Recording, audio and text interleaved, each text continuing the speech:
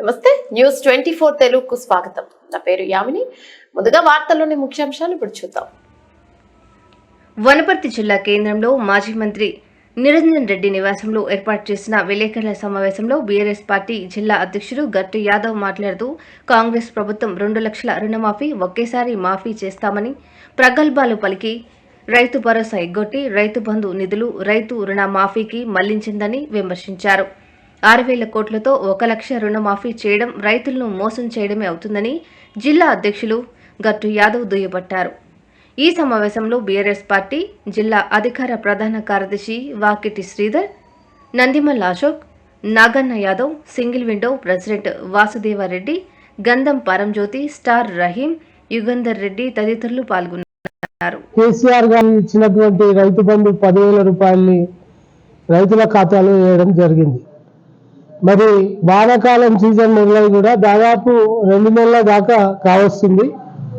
ఇంతవరకు కూడా మీరు పెంచి ఇస్తానన్నటువంటి 15,000 రైతు భరోసా ఇవ్వకపోగా రైతు రుణమాఫీని 2 లక్షల రూపాయలని వెంటనే మేము రుణమాఫీ చేస్తాం, రైతుల ఖాతాల్లో డబ్బులు వేస్తామని చెప్పి మరి అదేదో ప్రపంచాన్ని జయించినట్లు, ఇక లేకపోతే ఎక్కడ సమాజంలో ఎన్నడూ ఇటువంటి వింతలే జరగనట్లు కాంగ్రెస్ పార్టీ నాయకులు ఇవాళ రుణమాఫీ గురించి మాట్లాడుకుంటే మరి ఒకే విడతలో ఇవ్వకుండా ఇవాళ 1,00,000 రూపాయల వరకే ఇస్తూ మరి సగం బాకీ చెల్లించి మరి దానికే సంబరాలు జరుపుకోవడం విడ్డూరంగా ఉంది.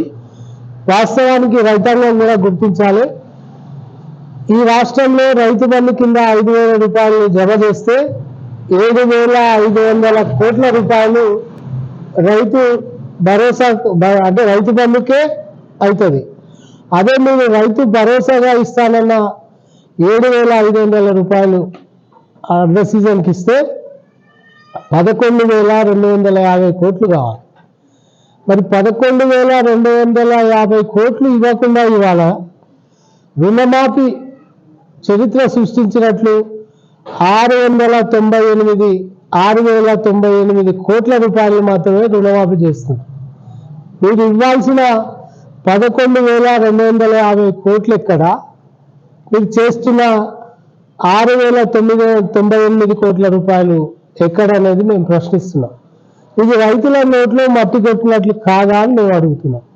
ఎందుకంటే రైతు భరోసా కింద మీకు ఇవ్వాల్సిన 15 అంటే 7,500 రూపాయలు ఈ వానాకాలం సీజన్లో చెల్లిస్తే రైతులకు 11,000 పైచిల్ కోట్లు వస్తే ఇవాళ మీరు ఇచ్చిన సగం రుణం 1,00,000 రూపాయల రుణమాఫీ చేస్తే 600 కోట్లు మాత్రమే ఇస్తున్నారు.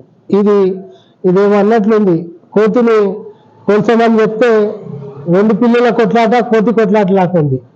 ఇవాళ రాష్ట్ర రైతాంగం మొత్తం కూడా మోసం అవుతుంది. ఇక్కడ తక్కువైతే నాకు, ఇక్కడ తక్కువైతే తక్కట్లో తూకం వేసిన కోతిలాగా రోజు రేవంత్ రెడ్డి ప్రజలకు అర్థం సగం గుండు కొట్టింది. ఇవాళ 11,000 కోట్ల రూపాయలు ఇవ్వాల్సిన ఏదైతే రైతు భరోసా ఉందో అది ఇవ్వకుండా